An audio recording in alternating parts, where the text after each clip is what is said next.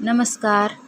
सकाळचा टायमिंग आहे आणि गरमीमुळं खूपच त्रास होत आहे. आता लवकरच गरम व्हायला चालू झालेला आहे. म्हणजे 9ला पण आपल्याला खूप उकडतं आणि खूप घाम येतो. त्यामुळं स्वयंपाक लवकर करावा लागतो. स्वयंपाक सगळा झाला आणि नंतर मी हे कढीपत्ता न्यायला आले. बघा कढीपत्त्याचं झाड पण कसं सुकल्यासारखं दिसतंय उन्हामुळं. आणि कढीपत्ता घेतला आणि ही पोह्याची तयारी चालू आहे माझी. पोहे म्हणजे स्वयंपाक तर झालेला होता, पण मुलाला आणि आहोनला नाश्ता करायचा होता. त्यामुळं मग मी पोहे भिजू घातले आणि पोह्याची तयारी केली. आता मस्त असे पोहे करून दिले त्यांना. त्यांनी नाश्ता केला दोघांनी.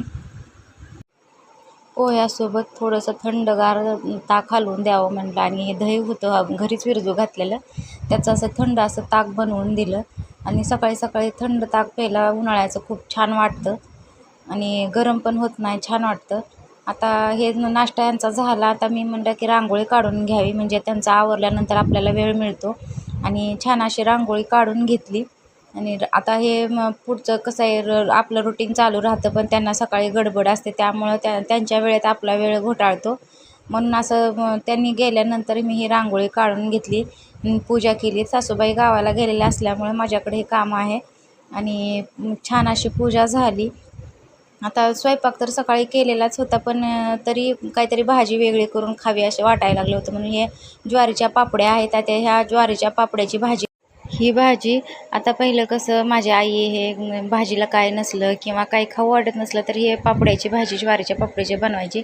खूपच साधी सिंपल असते, पण चवीला खूप छान लागते. तेलात जिरी मोहरी टाकली आणि जिरे मोहरी व्यवस्थित तडतडल्यानंतर मी कढीपत्त्याचे तुकडे करून टाकलेत आणि कांदा टाकला आहे. कांदा आपल्या आवडीनुसार टाका किंवा नाही टाकला तरी चालतो. व्यवस्थित परतून घ्यायचा आणि व्यवस्थित परतल्यानंतर थोडंसं त्यात कोथिंबीरीचं मीठ टाकायचं. हे मी पापड्या धुवून घेतल्यात. ह्या ज्वारीच्या पापड्या जुन्या असल्यामुळे मी हे स्वच्छ धुवून घेतल्यात आणि कोथिंबीरीचं मीठ टाकायचं आणि थोडीशी हळद चिमूटभर आणि हे काळं तिखट टाकायचं आणि व्यवस्थित परतून घ्यायचं काळं तिखट. आणि नंतर थोडंसे धने पावडर टाकली आहे मी, होती म्हणून टाकली, नाही टाकली तरी चालते. आणि हे ज्वारीच्या पापड्या टाकून घ्यायच्या. हे धुवून घेतलेल्या स्वच्छ पापड्या आहेत आणि व्यवस्थित मिक्स करायच्या.